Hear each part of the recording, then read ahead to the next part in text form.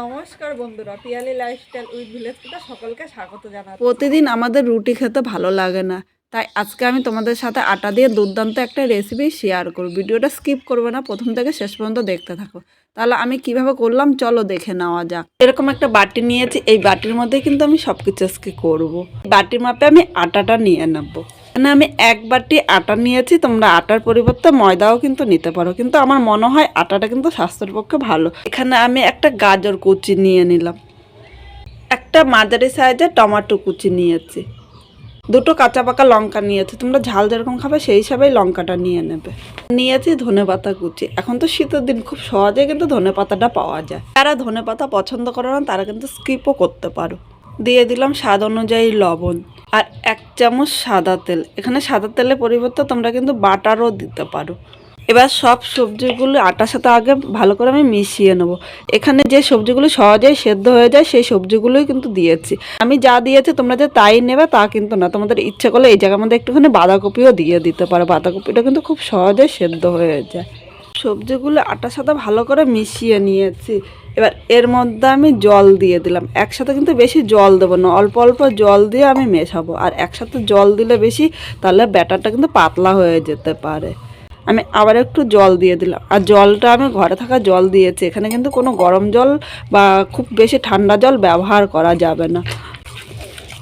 এইভাবে অল্প অল্প জল দিয়ে আমি একটা সফট ব্যাটার তৈরি করে নেব। এখানে ব্যাটারটা একদম পারফেক্টভাবে তৈরি হয়ে গিয়েছে। আর ব্যাটারের ঘনত্বটা কিন্তু তোমরা এইভাবেই নেবে। দেখে কিন্তু বুঝতে পারছো এটা কিন্তু খুব বেশি পাতলা বা খুব বেশি নরম করিনি। আর যে সবজিগুলো সেদ্ধ হয় সেই সবজিগুলো দিয়ে এইভাবে করলে সকালে ব্রেকফাস্টে কিন্তু দুর্দান্ত একটি রেসিপি তোমাদের সাথে আজকে শেয়ার করছি। এবার এই ব্যাটারটা আমি এক সাইডে 5 মিনিট রেখে দেবো রেস্টে। এখানে একটা রুটিওয়ালা তাওয়া বসিয়ে দিয়েছে। এবার এর মধ্যে আমি 1 চামচ সাদা তেল দিয়ে দিলাম। প্রথমে তেলটা পুরো তাওয়াতে আমি এইভাবে লাগিয়ে নিই। তার কাছে যদি তেলের ব্রাশ থাকে তাহলে ব্রাশ দিয়েও দিতে পারো, আমার কাছে ব্রাশ নেই তাই এইভাবে আমি করে নিলাম। তেলটা দেওয়ার আগে তাওয়াটা কিন্তু অবশ্যই ভালো করে গরম করে নেবে। এবার এখানে আমি গ্যাসের আগুনটা একটুখানি সামান্য কমিয়ে দিলাম, মানে মিডিয়াম রেখে দিলাম। এবার এখানে দেওয়ার আগে এইভাবে যতবার আমি দেব এইভাবে কিন্তু হাতা দিয়ে একটুখানি নাড়িয়ে নিতে হবে। এই জায়গা থেকে আমি 1 হাতা ব্যাটার নিয়ে নিলাম। এবার এই তাওয়ার মধ্যে আমি দিয়ে দিলাম। এবার ব্যাটারটা আমি এইভাবে ঘুরিয়ে নিলাম। মিডিয়াম আগুনে 5 মিনিট রেখে দিচ্ছি। লেবেলে ঝামেলা ছাড়া এত সহজে যে করা যায় বন্ধুরা, এটা খেতেও কিন্তু অসাধারণ হয়। মিডিয়াম আগুনে 3 মিনিট রেখে দিয়েছিলাম। দেখো উপর দিয়ে কিন্তু একদম শুকিয়ে গিয়েছে, মানে একদম পারফেক্ট হয়ে গিয়েছে। আর এটা দেখো তাওয়া থেকে কিন্তু খুব সুন্দরভাবে ছেড়ে দিচ্ছে। এইভাবে যদি তোমরা ননস্টিকের কড়াইতে করো তাহলে কিন্তু আরও সুন্দর হবে। এই রুটিটা উল্টিয়ে দিলাম। আর এই ছোটোর থেকে বড় সবাই কিন্তু খুব পছন্দ করবে এইভাবে করে দিলে।